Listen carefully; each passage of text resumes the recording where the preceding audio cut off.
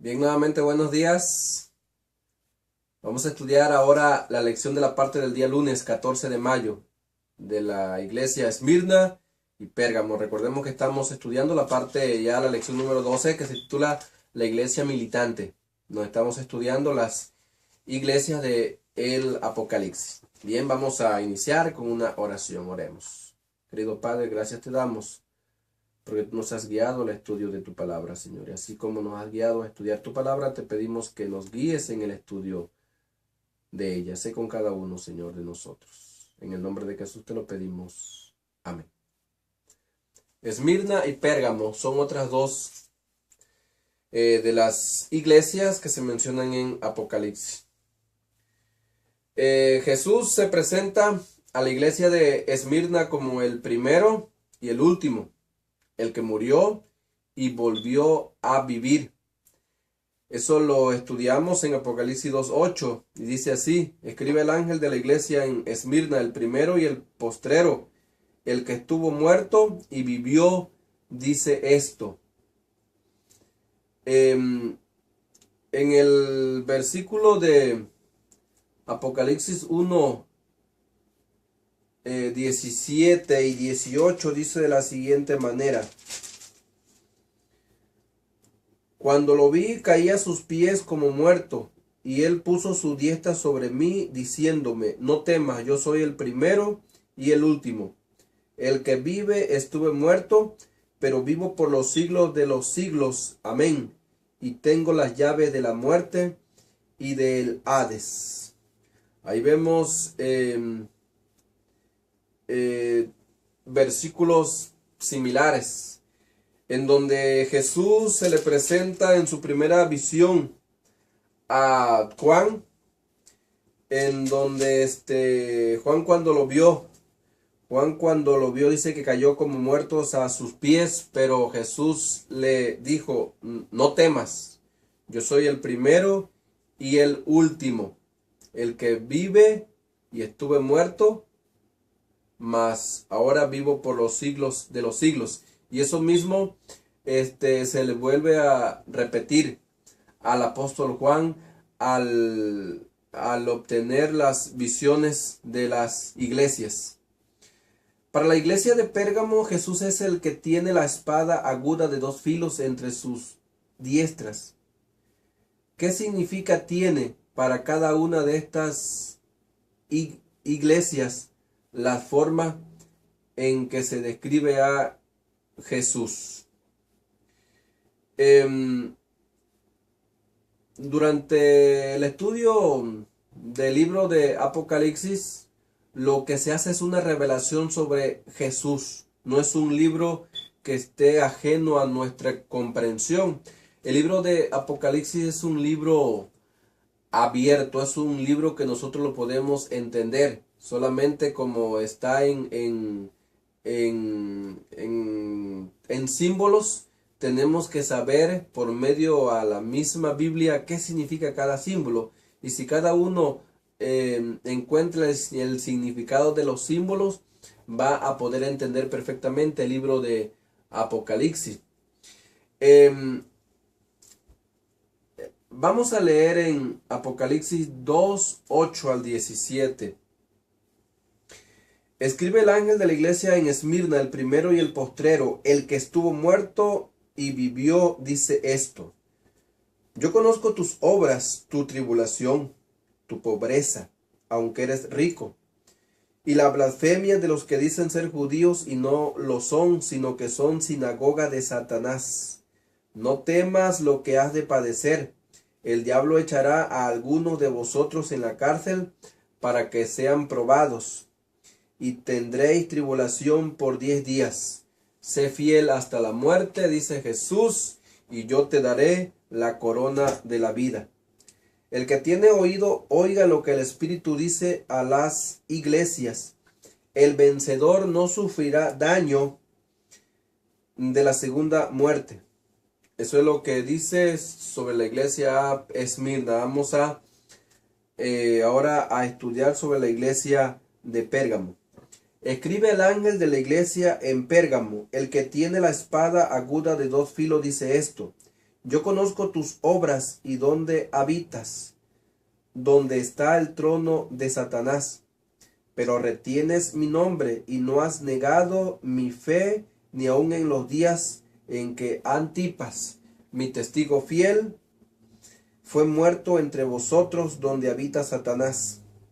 Pero tengo unas pocas cosas contra ti, que tienes ahí a los que retienen la doctrina de Balaán, que enseñaba a Balac a poner tropiezo ante los hijos de Israel, a comer de cosas sacrificadas a los ídolos y a cometer fornicación. Y también tienes a los que retienen la doctrina de los Nicolaitas, las que yo aborrezco. Por tanto, arrepiéntete, pues si no, vendré pronto a ti y pelearé contra ellos con la espada de mi boca. El que tiene oído, oiga lo que el Espíritu dice a las iglesias. Al vencedor le daré de comer del maná escondido, y le daré una piedrecita blanca, y en la piedrecita un nombre nuevo escrito, el cual nadie conoce, sino el que lo recibe. Muy bien. Los miembros de la iglesia de Esmirna también son conocidos por su trabajo duro. No obstante, no tienen mucho para mostrarlo. Tal vez como resultado de una sinagoga de Satanás en su medio.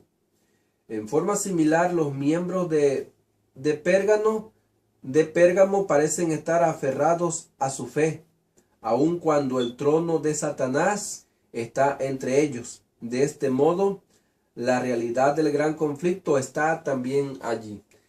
Aquí se ve la realidad del gran conflicto. Ahí se ve claramente cómo Satanás, el otro líder, contrario a Dios, está luchando en cada una de las etapas de la iglesia para destruirla. Pero recordemos algo que ya vimos en la lección, en la parte pasada del domingo. Dice que Dios en la visión está caminando en medio de las 7 iglesias. Y recordemos también que dice que las lámparas significan también a los ángeles que están cuidando a la iglesia de Dios. Así que de esta manera se muestra la realidad, como ya mencionamos, de ese gran conflicto en el que nos encontramos. Satanás tratando de destruir a su iglesia, a la iglesia de Dios por medio de doctrinas falsas, pero Dios tratando de guiar por el buen sendero a sus hijos. A la iglesia de Esmirna se le advierte que tiene por delante tiempos difíciles, incluyendo la cárcel y tal vez aún la muerte. En Pérgamo, algunos ya han sido matados por su fe. Es importante notar que los tiempos difíciles tienen un límite en el tiempo. Es decir, al mal no se le permite continuar más allá de cierto punto. Preocupa saber que Dios tenía unas pocas cosas contra la iglesia en Pérgamo. Aparentemente estaban tolerando en su medio a algunas personas que retienen la doctrina de Balaán y la doctrina de los Nicolaitas. Nicolás y Balaán parecen ser términos paralelos. Nicolás es una palabra griega compuesta de Nikao y Laos y significa el que conquista al pueblo. Balaán puede derivar de dos palabras hebreas, Am, que significa pueblo, y Baal, de vela, destruir o tragar, y por lo tanto significa destrucción de un pueblo. Jesús advierte a toda la iglesia que si su herejía continúa, Él vendrá en persona y peleará contra ellos con la espada de su boca. No obstante, en medio de estas advertencias, Jesús le da a ambas iglesias un gran ánimo. Ahí en los versículos 11 vemos lo que le dice de Apocalipsis 2. Dice, el que tiene oído, oiga lo que el Espíritu dice a las iglesias. El vencedor no sufrirá daño de la segunda muerte. Es una promesa. Es algo que le da a la iglesia ánimo. Y en el versículo 17 leemos, el que tiene oído, oiga lo que el Espíritu dice a las iglesias. Al vencedor le daré de comer del maná escondido, y le daré una piedrecita blanca, y en la piedrecita un nombre nuevo escrito, el cual nadie conoce, sino solamente el que lo recibe. Así que vemos que nuevamente en medio de los problemas, en medio de las dificultades, en medio de lo que Satanás tratará de meter a la iglesia, falsas doctrinas y lo que él vea que le dé resultado para destruir a su iglesia, el Señor mantiene sus promesas y nos dice al que venciere. O sea, esas palabras de al que venciere significa que es una lucha que nosotros tenemos constantemente contra el enemigo. Le recordemos que nuestra lucha no es contra sangre ni carne, sino contra principados, contra potestades, contra huestes de las tinieblas. Así que solamente vamos a vencer si tomamos la armadura de Dios, como ya lo vimos en una lección anterior. En Apocalipsis 2, 14 y 15 dice, pero tengo unas pocas cosas contra ti, que tienes ahí a los que retienen la doctrina de Balaán, que enseñaba a Balac a poner tropiezo ante los hijos de Israel, y a comer de cosas sacrificadas a los ídolos, y a cometer fornicación. ¿Qué nos dicen estos versículos acerca de la iglesia, acerca de la idea de que la doctrina no tiene importancia?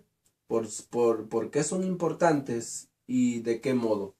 Las doctrinas de la iglesia son sumamente importantes porque son las que marcan la pauta por las cuales nosotros debemos de seguir. Hay doctrinas que pareciera que son buenas, pareciera que son verdaderas, pero recordemos que Satanás tratará de engañar y de falsificar las doctrinas verdaderas por doctrinas falsas, que más o menos van a parecer como que son verdaderas, como que son casi igual, pero nos vamos a dar cuenta que no. Recordemos que para que un engaño sea engaño, tiene que ser parecido a lo verdadero. Lo falso tiene que ser parecido a lo verdadero, que muchas veces no se distinga así tan fácilmente.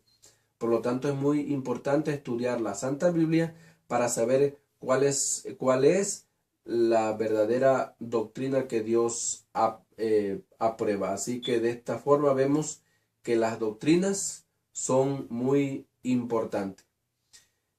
Vamos a terminar. Espero que ustedes en sus casas o en donde estén agarren su lección y puedan estudiar más detenidamente esta parte que estudiamos el día de hoy. Vamos a terminar con una oración. Bendito Padre, gracias porque nos has permitido estudiar tu palabra. Te pedimos, Señor, que tú nos bendigas, seas con nosotros, y que nos ayudes, Señor, a mantenernos firmes ante ti.